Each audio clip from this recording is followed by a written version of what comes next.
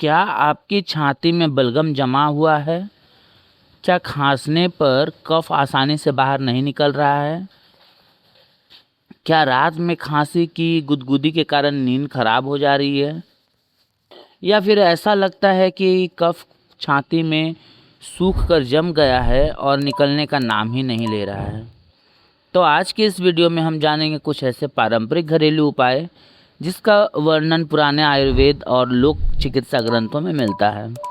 Video को अंत तक जरूर देखिएगा क्योंकि आखिर में मैं एक महत्वपूर्ण सावधानियां भी बताऊंगा जिसे जानना बहुत ही आवश्यक है। तो सबसे पहले समझ लेते हैं कि कफ विकार क्या होता है।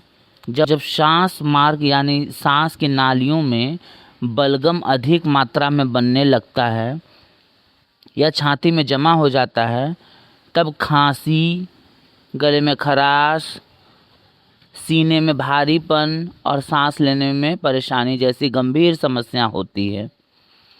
कुछ लोगों में कफ आसानी से निकल जाता है जबकि कुछ लोगों में यह छाती में जम जाता है और परेशानी बढ़ा देता है। सर्वप्रथम उपाय के तौर पर बहेड़ा की छाल का पारंपरिक प्रयोग हमें देखने को मिलता है। जी हाँ, इसके लिए आप एक बहेड़ा की छाल का एक छोटा टुकड़ा मुंह में रख कर धीरे धीरे चूसें। पारंपरिक मान्यता के अनुसार इससे खांसी में आराम मिलता है, कफ ढीला होकर निकलने में सहायता मिलती है, गले की गुदगुदी कम होती है तथा रात में नींद आने में काफ़ी मदद करती है। एक अन्य विकल्प के तौर पर अदरक का प्रयोग भी बहुत उपयोगी है। यदि बहेड़ा उपलब्ध ना हो, आपको यह आसानी से नहीं मिल रहा है, तो आप अदरक का प्रयोग भी कर सकते हैं। एक छोटा मटर के बराबर ताज़ा अदरक का टुकड़ा छील लें, इसे मुंह में रख कर धीरे धीरे चूसें। पारंपरिक रूप में माना गया है कि इससे गला साफ होता है, कफ ढीला पड़ता है और गले की खराश में भी आराम मिलता है। अब हम जानते हैं कि छाती का बलगम साफ करने के लिए क्या करेंगे। जी हाँ, अब बात करते हैं उस उपाय का जिसका उल्लेख छाती में जमा बलगम को साफ करने के लिए किया जाता है। इसके लिए आवश्यक सामग्री आप लिखेंगे सूखा आंवला, मुलहटी, दोनों को बराबर मात्रा में लेकर अलग अलग बारीक पीस लेंगे।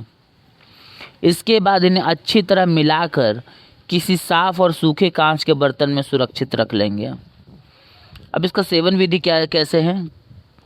इस मिश्रण का लगभग 1 चम्मच चूर्ण सुबह और शाम खाली पेट लिया जा सकता है।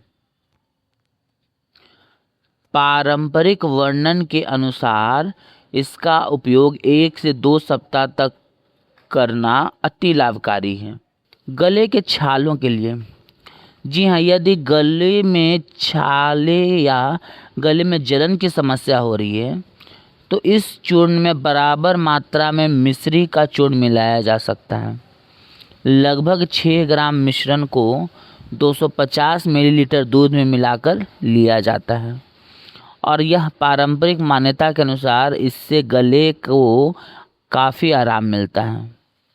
यदि कफ छाती में सूख कर जम गया हो, कई बार लोग बताते हैं कि खांसी तो है लेकिन कफ नहीं निकलता है, सीने से घर घर की आवाज़ आती है, छाती भारी रहती है, ऐसी स्थिति में लोक चिकित्सा में अलसी का पारंपरिक प्रयोग बताया गया है।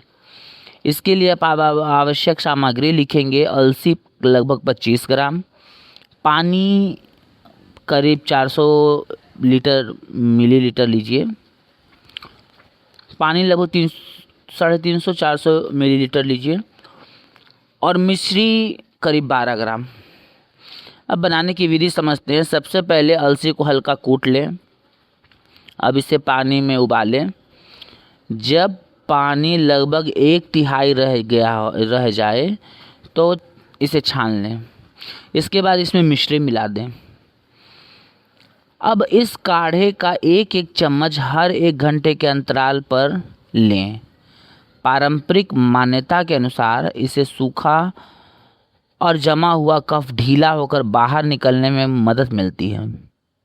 लोक चिकित्सा में यह माना जाता है कि कभी कभी कफ पूरी तरह बाहर निकलने बिना केवल गर्म प्रकृति की चीज़ों का अत्यधिक सेवन करने से कफ सूखकर छाती में जम जाता है। ऐसी स्थिति में खांसी बढ़ जाती है और कफ निकालने में कठिनाई होती है। हालांकि हर व्यक्ति की स्थिति अलग होती है, इसलिए गंभीर लक्षणों में चिकित्सीय सलाह अवश्य लीजिए। इसके अलावा महत्वपूर्ण सावधानियां आपको बताता हूं मैं। यदि खांसी 3 सप्ताह से अधिक समय तक बनी रहे, खून वाली खांसी आए, सांस लेने में कठिनाई हो रही हो, तेज बुखार भी आती हो, सीने में लगातार दर्द होए, बच्चा या बुजुर्ग व्यक्ति अत्यधिक कमजोरी महसूस कर रहा हो, तो तुरंत योग्य चिकित्सा से परामर्श लें। घरेलू उपाय चिकित्सा का विकल्प नहीं है। यदि आपको यह जानकारी उपयोगी लगी हो तो वीडियो को लाइक करें, चैनल घर का वैद्य को सब्सक्राइब जरूर करें और बेल आइकन भी दबाएं। हम ऐसे ही पारंपरिक घरेलू उपायों और आयुर्वेदिक ज्ञान से जुड़ी उपयोगी जानकारी के लिए जाने जाते हैं। धन्यवाद।